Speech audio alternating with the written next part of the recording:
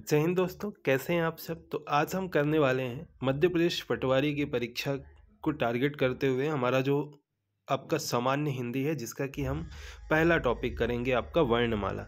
इसके बारे में आज हम बेसिक देखेंगे एंड अगर हम देखें तो कुछ एक्स्ट्रा फैक्ट भी आपको बताए जाएंगे जो आपको नोट डाउन करना है, और जो यहाँ पे आपको नोट्स के थ्रू बताए जाएंगे वो भी आपको यहाँ पे करना है। ठीक है, तो चलिए शुरुआत करते हैं। सबसे पहले अगर हम देखें यहाँ पे कि हिंदी व्याकरण की अगर हम बात करें तो हिंदी व्याकरण यहाँ पे अगर हम देखें तो हिंदी वर्णमाला का एक महत्वपूर्ण स्थान है अगर हम देखें, और हिंदी भाषा में आपके वर्णमाला का वही महत्व है जो अंग्रेजी भाषा में अगर हम देखें तो अल्फ़ाबेट का देखने को मिलता है आपको।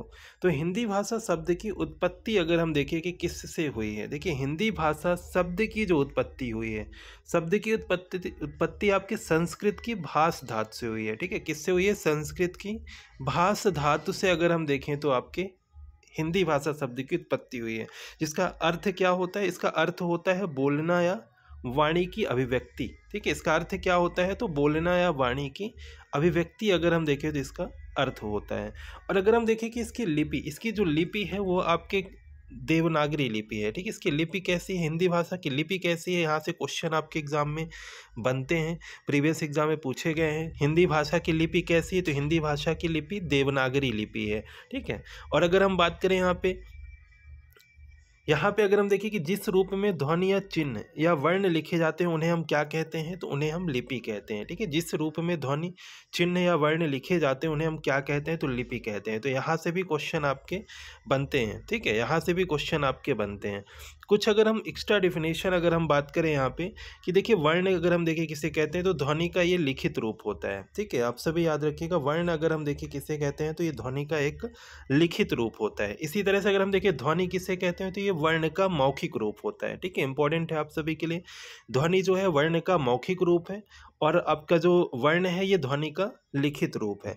इसी तरह से अगर हम बात करें वर्णमाला, वर्णमाला की अगर हम बात करें कि वर्णमाला की डेफिनेशन क्या हो जाएगी, तो एक वर्णों का व्यवस्थित क्रम, वर्णों का व्यवस्थित क्रम क्या कहलाता है? तो वर्ण माला कहलाता है, आपके वर्णों का व्यवस्थित क्रम। आइए हम देखते हैं आगे, बट उससे पहले एक बार हम आपके लिए कुछ इंपॉर्टेंट इन्फॉर्मेशन यहाँ पे शेयर कर देते हैं।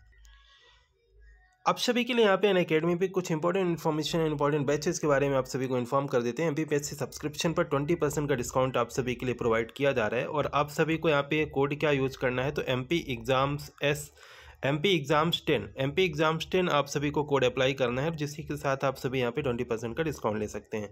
ठीक है, प्लस एंड आइकॉनिक सब्सक्रिप्शन पर आपके लिए 20% का यहाँ पे डिस्काउंट आपको प्रोवाइड किया जा रहा है। देन यहाँ पे देखें तो आप सभी के लिए यहाँ पे आपके 4 मंथ का भी फ्री एक्सटेंशन आपको मिल रहा है। ठीक है, आप सभी 4 मंथ का फ्री एक्सटेंशन भी ले सकते हैं, एंड यहाँ पे आप सभी कोड अप्लाई करके ये ज्वाइन कर सकते हैं। अनअकैडमी पे अगर हम देखें तो MPPSC का पाठ्यक्रम का एक तरह से व्यापक कवरेज आपको मिल रहा है। शीर्ष एजुकेटर्स के द्वारा नोट्स भी आपको प्रोवाइड किए जा रहे हैं, एंड ये दिसंबर के सभी बैच हैं। यहाँ पे देखें तो ये न्यू बैच आपका 15 दिसंबर से आपका स्टार्ट हो रहा है। ठीक है, फिर यहाँ पे देखें तो ये एक रिवीजन बैच आपके लिए लाया गया है, कंप्लीट बैच, ये ग्रुप 4 असिस्टेंट ग्रेड 3 स्टेनोटाइपिस्ट का बैच आपके लिए लाया गया है। तो इन सभी बैचेस को आप सभी यहाँ पे ज्वाइन कर सकते हैं। एंड MP पटवारी का बैच आपके लिए 28 नवंबर से जो कि आपके कंटिन्यू प्रोवाइड किया जा रहा है, एंड अगर हम देखें तो टेस्ट भी आपको प्रोवाइड किए जाते हैं। तो ये सब कुछ आपको यहाँ पे इसका बेनिफिट जो है आप सभी यहाँ पे ले सकते हैं प्लस सब्सक्रिप्शन के थ्रू। प्लस सब्सक्रिप्शन आप सभी ज्वाइन करके इससे आप सभी इसका बेनिफिट ले सकते हैं। ठीक है, चलिए आइए देखते हैं आगे। चलिए तो आइए देखते हैं आगे अगर हम बात करें कुछ इंपॉर्टेंट इन्फॉर्मेशन, जैसे कि अगर हम बात करें हिंदी वर्णमाला को, देखिए हिंदी वर्णमाला को मुख्यतः यह अगर हम देखें तो ये 2 शब्दों से मिलकर बनता है। किससे? 2 शब्दों से मिलकर अब के बनता है। वर्णमाला की अगर हम बात करें तो वर्ण प्लस माला। ठीक है, तो हिंदी वर्णमाला में अगर हम देखें तो ये मुख्यतः अगर हम देखें तो 2 शब्दों से मिलकर बनता है आपके। इसके बाद अगर हम यहाँ पे देखें इंपॉर्टेंट पॉइंट, जैसे कि वर्ण देखिए अगर हम देखें कि तो भाषा की सबसे छोटी इकाई जो है क्या है? आपके ध्वनि है। भाषा की सबसे छोटी इकाई क्या है? आपके ध्वनि है। और ध्वनि को लिखित रूप में अगर हम देखें तो किसके द्वारा व्यक्त किया जाता है? जो भी हमने आपको स्टार्टिंग में बताया है कि ध्वनि को लिखित रूप में वर्ण के द्वारा व्यक्त किया जाता है। यानी कि अगर हम बात करें वर्ण, तो वर्ण जो है ध्वनि का लिखित रूप है, और ध्वनि जो है वो वर्ण का एक तरह से मौखिक रूप है। तो ये कुछ इंपॉर्टेंट पॉइंट्स आप सभी ध्यान रखिएगा। ठीक है, इसके बाद अगर हम बात करें यहाँ पे नेक्स्ट, तो नेक्स्ट अगर हम बात करें, जैसा कि हमने आपको बताया कि वर्णमाला किसे कहते हैं, तो वर्णों का एक व्यवस्थित समूह, वर्णों का एक व्यवस्थित समूह या वर्णों का एक व्यवस्थित क्रम, जो कि क्या कहलाता है, वर्णमाला कहलाता है। ठीक है, तो वर्णों का एक व्यवस्थित क्रम जो है आपके क्या कहलाता है, वर्णमाला कहलाता है। अब कुछ हम इंपॉर्टेंट पॉइंट्स यहाँ पे देखेंगे। देखिए, अगर हम बात करें स्वर, स्वर कौन कौन से हैं, तो स्वर की अगर संख्या अगर नंबर्स में हम देखें तो हिंदी वर्णमाला में स्वर कितने होते हैं, तो 11 होते हैं। ठीक है, आप सभी को याद रखना है, इंपॉर्टेंट पॉइंट है आप सभी के लिए, यहाँ से क्वेश्चन भी बन सकते हैं। तो हिंदी वर्णमाला में स्वरों की संख्या कितनी है, तो 11 है। और कुल स्वर की अगर हम देखें संख्या कितनी है, तो 13। ठीक है, कुल स्वर की अगर हम देखें संख्या कितनी है, तो 13। पर अगर हम हिंदी वर्णमाला में देखें तो इनकी संख्या 11 है। व्यंजन, व्यंजन की संख्या कितनी है, तो 33 हो जाएगी आपके। ठीक है, इनके बारे में हम अभी डिटेल से देखेंगे आगे एक एक करके। फिर यहाँ पे देखिए संयुक्त व्यंजन कौन कौन से कहलाते हैं। संयुक्त व्यंजन अगर हम देखें तो आप सभी यहाँ पे देख सकते हैं, छात्रा ग्रास्य जो है आपके संयुक्त व्यंजन कहलाते हैं। अनुस्वार या चंद्र बिंदु किसे कहते हैं, तो जो कि ये अनुस्वार जो है आपका ये एक आयोगवाह के अंतर्गत आता है। कि वर्णों के प्रकार जो है हम डिटेल से देखेंगे आगे। वर्णों के प्रकार जो है मेनली 2 प्रकार के होते हैं, स्वर एंड व्यंजन। और तीसरा जो होता है आपका आयोगवाह कहलाता है, और आयोगवाह के अंतर्गत ही आता है आपका अनुस्वार। ठीक है, अनुस्वार।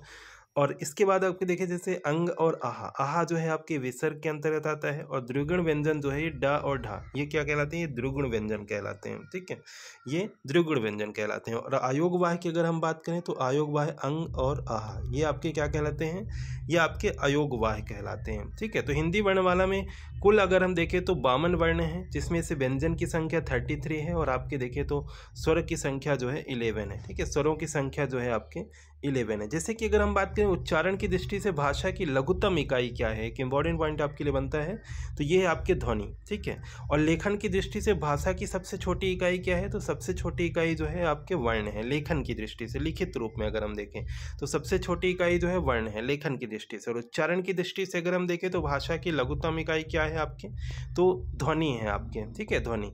अब हिंदी वर्णमाला के हम प्रकार की अगर हम बात करें, जैसे कि वर्ण की अगर हम बात करें तो ये 2 पार्टों में बटा हुआ है, स्वर और व्यंजन। स्वर के अंतर्गत अगर हम देखें तो इसके प्रकार कौन कौन से, तो हास्य हो गया, दीर्घ हो गया और फ्लुत हो गया।